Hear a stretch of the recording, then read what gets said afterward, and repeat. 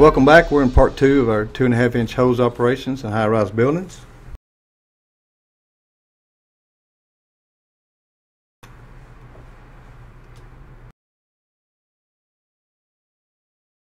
Our objectives in this portion is to identify the standard method for folding and packing the hose loads. We'll also identify a recommended method for deploying the hose lines inside of a high-rise building.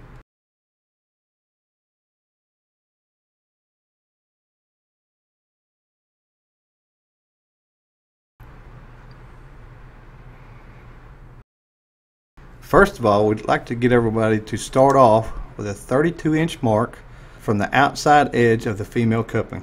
This is where you're going to start your fold. Make a mark with a marker, or you can paint it, whatever your company decides to do.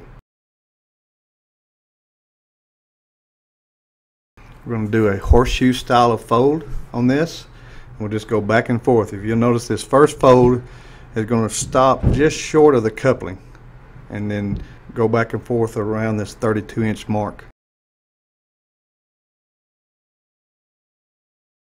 You'll see in this photo here, we're alternating our folds. One long fold, one short fold, and that keeps this particular fold from fanning out. As you can see, if it was all together, it would fan out where these folds are met. Again, further evaluation here, and picture the alternating long and short folds. And we're going to make sure that each pack has the male and the female coupling on the opposite sides of the pack whenever you get done with the folds. And then we're just going to tie the couplings together, if it's not the nozzle section, just to protect the male threads only. This particular picture shows the ending. Whenever the male and female are attached together, you'll have extra slack that comes back around on your pack. So just going to take the extra hose and tuck it into the pack on the opposite sides of the male coupling. A little further illustration of tucking the extra hose inside the pack. It's very likely you'll have a lot of slack that might come back around. We got a 1, 2, 3, 4 type picture. Just to tie your couplings together, bring your slack back around to the other side, fold it out, and tuck it back in. Again, the male and female couplings should be on the opposite sides of the fold. We'll show this a little better in a video here shortly. After you get done finishing up with the pack, turn it on its side, and you're going to add 2 straps to the male side of the pack, and 1 strap will be added to the female coupling. We got some new straps that will be added to our inventory and our high-rise hose equipment, and you'll see where these straps are really good about cinching down and getting a good tight pack system set up. Here's a view of the finished pack, and if you'll notice that the 2 straps are on the male side, and we'll go into that further later on of deploying the hose and how that helps out in that part of it. But we're trying to stay universal in the 2 straps on the male side portion, and these straps, try to put them down at the end of the packs as much as possible, just like this illustration shows here. We can also add a thick line in the middle. White line would be good for our blue hose, so we can have a line of sight whenever we're deploying this hose. It also assists if you're advancing hose around corners or calling for more hose. You still have a gauge if you're at that 25-foot mark of that hose of how far the nozzle end has been moved around a corner or how much hose you may need. It also works really good in the partial stairwell stretch, which we'll demonstrate and show here in a little bit in this PowerPoint. Here's your finished end with your nozzle section. It's tucking whatever you have left over back into the opposite end prior to putting the straps on it. Good view of the finished pack of the nozzle section. You'll notice the bail of that nozzle is backed up to the hose, and these straps we have, you can get that around that entire portion and cinch it down really good. Works out really well.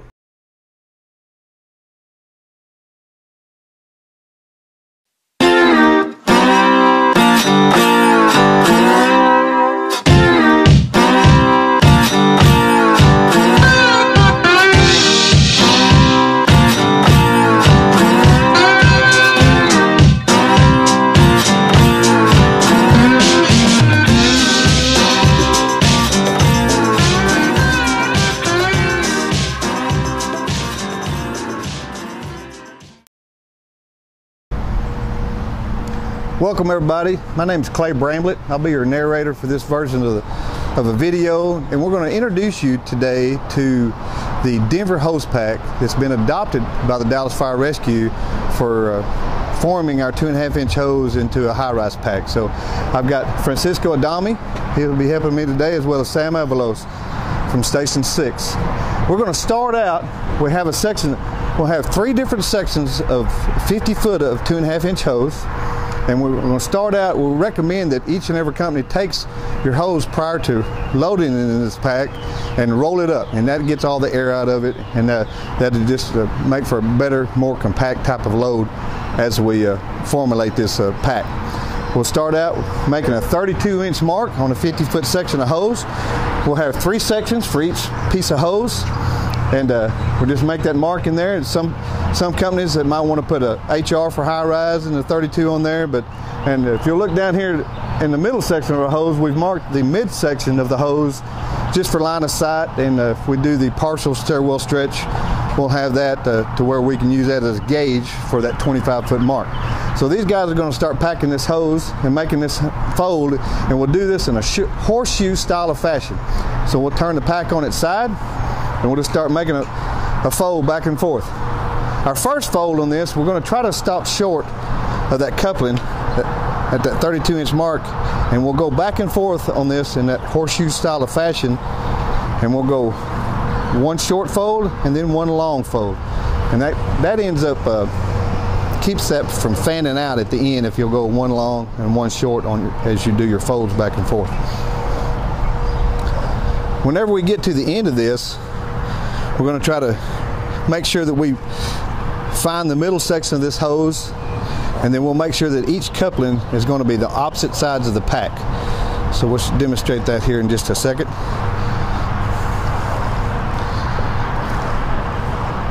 Again, it's just one short and one long, and you can see where that keeps that from fanning out as they make this pack as tight as possible. About this point here, we'll try to find the middle section, the mid portion of the hose, and we'll make sure that the coupling's on our opposite sides. If you'll see the way he does it there, and we'll come back around. This is going to be one of our regular sections, and we're going to tie these couplings together just a couple of turns, and the only thing we're doing there is just to protect the male threads as we throw them in and out of compartments or throw them on the ground. That's good there.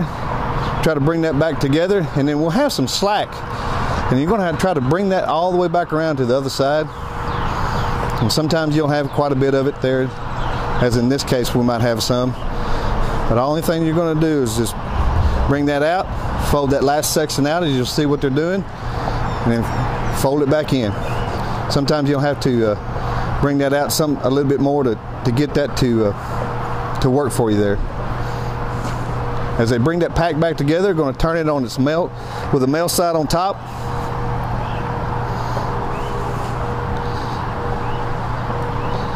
And then again, you'll see the way he tried to make sure he found the middle of that, and he's making sure he's on the male side of that.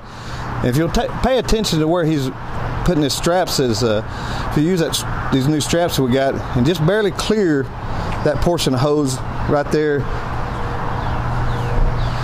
and then that way you'll get a pretty good little cinch down as you bring that straps back around. These are really good straps that we got. I think all the companies will like those. They work out really well. And if you'll pay attention as well, we're trying to make sure that these straps are at the ends and at the fold there. This male side will have 2 straps on it, and whenever we deploy this hose, it just helps with the deployment part, and it keeps it universal to where when we lay this down at the floor below the fire, those male straps will be leading in the direction of travel that we're going. Turn it back over, and it's best to try to turn these on the side like this that they're doing. That gets the air out of it, and it just really packs down really well. Again, you'll notice the way he's got that buckle there on the end, he can really get a good bite on that as he cinches that down. All right, that's the first pack there, and that 32-inch mark is made to go over the SCBA really well and not hang down too low on a firefighter as they might drape it over their SCBA ascending the stairs. That's the first coupling, and to speed this process up, we've already kind of got the nozzle section little head start here, and they're going to finish this pack up for the nozzle section. Again, you'll only need 3 straps, the black straps, one long, one short fold back and forth. As they get towards the end here, they'll try to split that pack in the middle and see which way the male side is with the female side, and they'll go on opposite ends. Take that nozzle that we have, it's got an 1.25 inch tip on it. Whenever they tie that nozzle on there, we're going to make sure that that bail side of that nozzle is backed up to the hose itself, and that just makes for a better compact type of load. And turn it on its side there with the nozzle side on top there, get all the air out. This particular section here played out really well with the you didn't have any slack that had to come back around. So it's best to try to take those straps.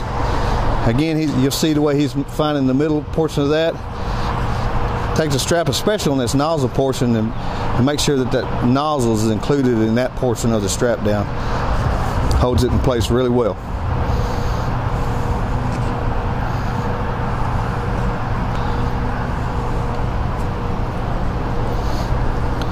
Again, one more section to the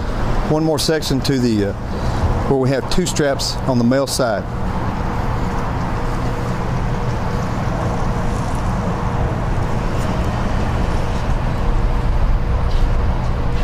And again, with the 2 straps on the male side, that's just trying to make these packs where they're uniform in the way we load them, to where the 2 straps will lead in the direction of travel as we lay them down on the floor below the fire prior to assembling the pack.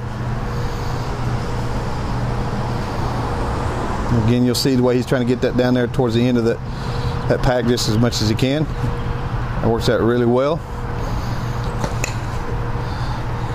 And there you have it. That's going to be 3 sections of hose will be needed for our high-rise packs, and that's your standpipe bag.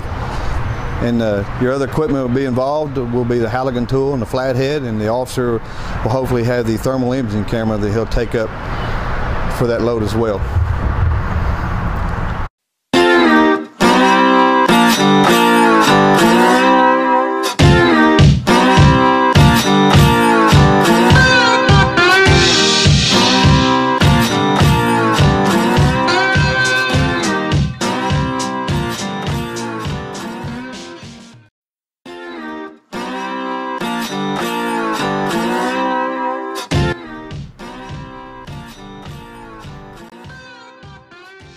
All right, these packs are folded to facilitate carrying over the SCBA. It kind of frees up your hands to climb stairs, carry equipment, operate elevators, open the Knox box, utilize talking to personnel within inside the building, building representatives, and you have your hands freed up to carry other equipment inside as well.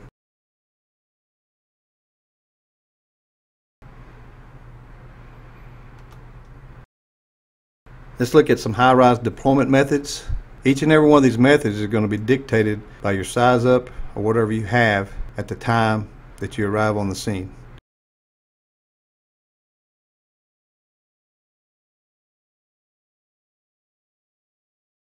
Deployment methods, the very first one we'll talk about is the partial stairwell stretch. And this is going to be considered when conditions on the fire floor are not tenable, or it's anticipated that the stairwell conditions above the fire floor will not be tenable when the door to the fire floor is opened. You got a dirty hallway outside, you have known fire inside as well. We will recommend that you use the partial stairwell stretch. The full stairwell stretch is going to be considered when you got conditions on the fire floor that are tenable. You might have a truck crew that's going to maintain door control to the fire door. While that's being done, you can utilize the entire stairwell for stretching out your entire hose pack prior to charging.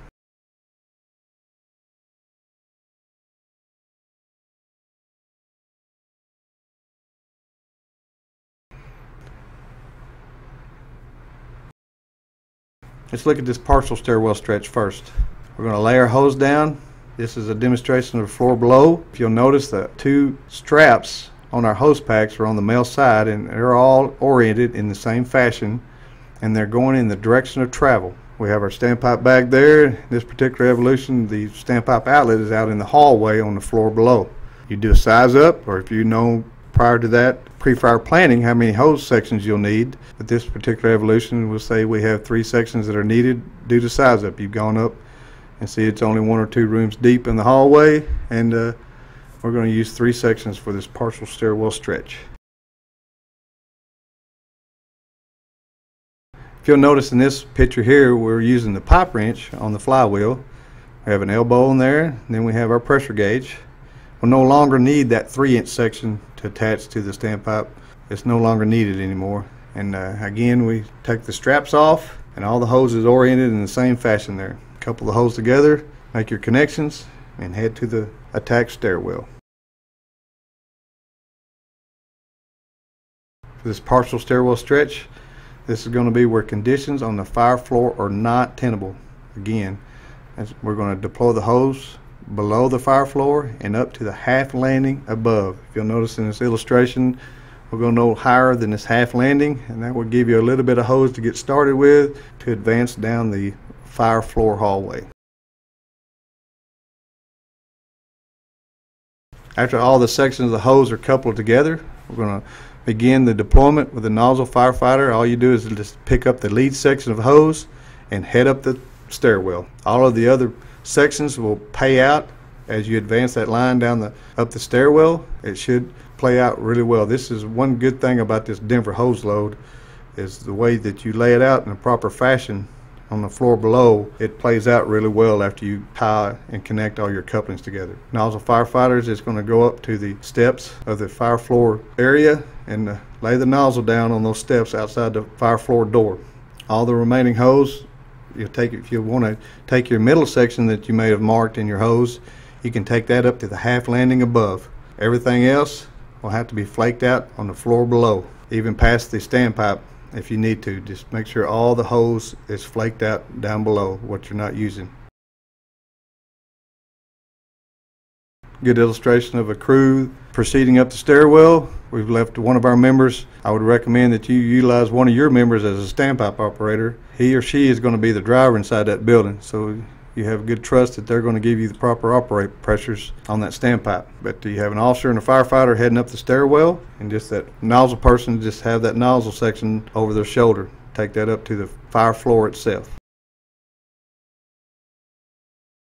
Another engine crew will be assisting with this operation. You're going to merge 2 engine companies together for this one line. You're going to utilize those personnel at all the other friction points and turns as you're stretching this hose from the floor below. If you'll notice here, they've laid the nozzle down on the steps just outside the fire floor door. You want to leave a good flexibility for that nozzle away from that fire floor door prior to charging it, because whenever it does get charged, it's going to tend to push towards that door and just leave a little bit of flexibility. This particular evolution and illustration, the half landing above is not very much, but this one firefighter is going to anchor this hose prior to getting charged, and that would prevent the hose from dominoing back down on top of you whenever it does get charged. But he or she can mask up and be ready to come and open the fire floor door after everything is charged. Again, anchor that at the half landing above. After that's done, come on back down, open your fire floor door, prop it open, and y'all can start advancing down the hallway. You'll notice here our standpipe operator is going to try to flush that standpipe each and every time. You might have 20 years of buildup in that standpipe, so flush it. If you're at the point of attaching this hose, a little bit of water in the hallway is not going to hurt anything. So if you'll also notice that they've taken all the slack that's come back down and try to stretch it all back behind you, and no kinks. It makes for a much smoother operation. If you'll also notice the pipe wrench on the flywheel, it works out really well.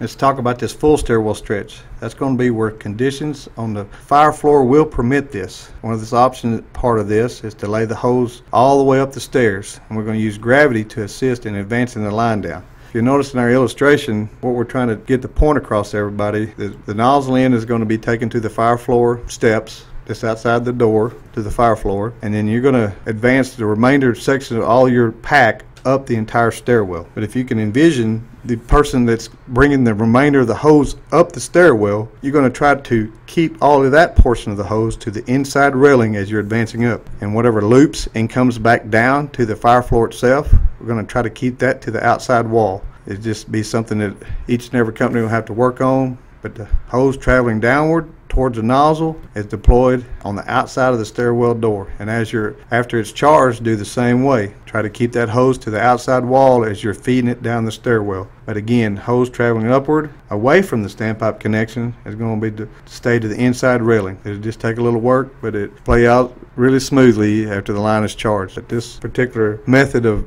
deploying the hose works out really well if you lay it out right. The full stairwell stretch begins in the same manner as the partial stairwell stretch. All your hose packs will be positioned on the floor below, and try to always orient your hose packs in the same direction with the two straps facing in the direction of travel. Take your straps off, couple them together, and then your last section connected will go to the standpipe outlet, including the inline gauge and elbow if needed. Here's another illustration again, just prior to advancing after all your connections are made. You might put all your straps back in your standpipe bag.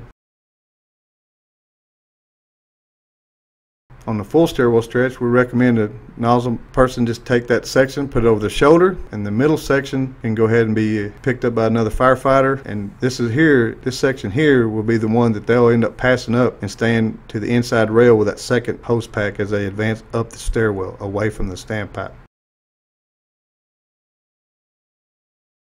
Begin the deployment with the nozzle firefighter picking up the lead section of hose and proceeding to the fire floor. Other firefighters are going to pick up the remaining section of hose and proceed up the stairs. Your standpipe operator will take that last female coupling and stretch it to the standpipe outlet to make those connections. Nozzle firefighter again is going to take that nozzle and just lay it down pretty much to the outside wall on the steps next to the fire floor door. And that particular portion of that nozzle section, you're going to keep that line against the outside wall as you flake it up the stairwell. That's going to be the portion that will loop and come back down actually. All the remaining hose is stretched in the form of one large loop in the stairwell, with the midpoint of the stretch being close to the highest point in the stairwell. But what goes up away from the standpipe is going to stay to the inside rail, and what comes back down will stay to the outside wall. And the same thing whenever you charge the line and feed it down the stairwell. Care should be taken to not leave any kinks in the line prior to it being charged. And again, if you'll always remember, the hose going up away from the standpipe connection should be kept next to the inside rail of the stairs, while the hose coming downward, it's looping and coming back down towards the nozzle, should be kept to the outside wall. Same thing after you charge it, keep it to the outside wall as you move it down the stairwell to the fire floor.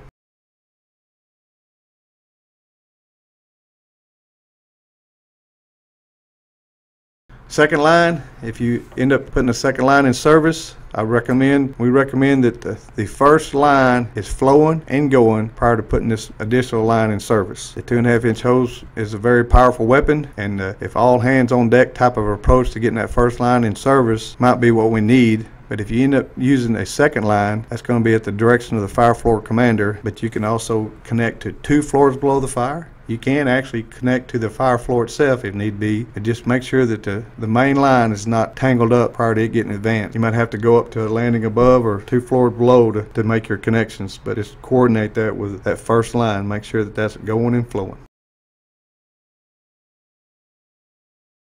If you don't get anything else out of this course, I need everybody to remember that 2 engine companies are going to make up 1 fire attack line. You're going to work as a team and deploy that 1 line. Each firefighter is going to carry 1 section of 2.5-inch hose and a tool. And your tools that we have are going to be a Halligan tool, flathead axe, and hopefully the officer has a thermal imaging camera, and your standpipe bag. If you're riding with 3, just make sure that you got a nozzle section of hose, and then 1 section of hose and a tool per person.